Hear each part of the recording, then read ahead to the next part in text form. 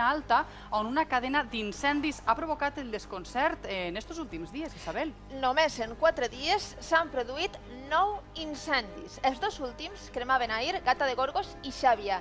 Se sospita que han sigut intencionats.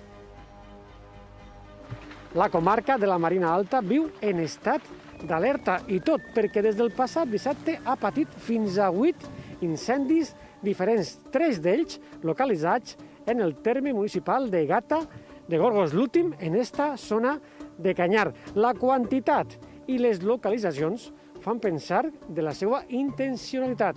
I la pregunta ara és, tenim un piròman a la Marina Alta?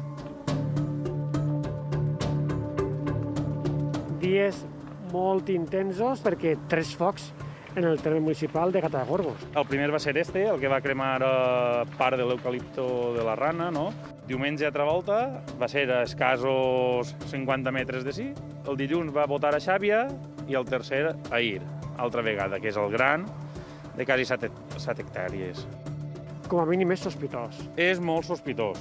Sabem que la Guàrdia Civil està treballant en el tema d'un possible piròman i sí, és molt sospitós, perquè igual que n'han tingut 3 així, el terme municipal de Xàbia també ha sofrit 3 incendis, quan no ha sigut en el mateix moment que a Gata, alternant-se.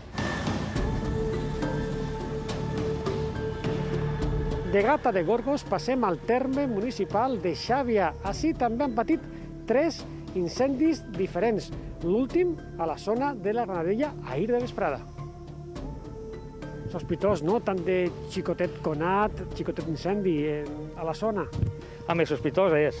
En este cas hem tingut 3 incidents al mateix puesto, sí que sembla una mica sospitós. Nosaltres, per part de l'Ajuntament, hem mobilitzat policia local, voluntaris de protecció civil per a reforçar. De fet, els voluntaris han estat inclús fent torns de nit per a reforçar la vigilància. També teniu un pla de vigilància nocturn, per si de cas.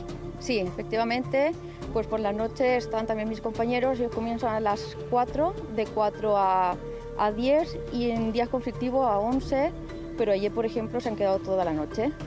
Suposo que creuar els dits perquè això no continua al mateix ritme.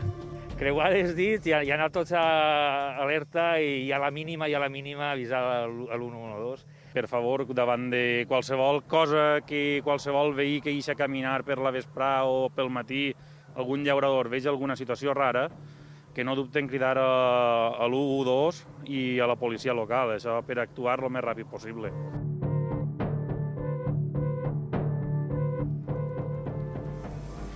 S'apel·la a la col·laboració ciutadana i, a més, l'Agència Valenciana d'Emergències ha demanat al Seprona que extreme la vigilància en la zona per a tractar de trobar el possible piròman o piròmans. Sí, perquè la veritat, Isabel, és que 3 incendis en 4 dies al paratge de la Rana seria improbable que siguin incendis fortuïts. En qualsevol cas, esperarem novetats al respecte.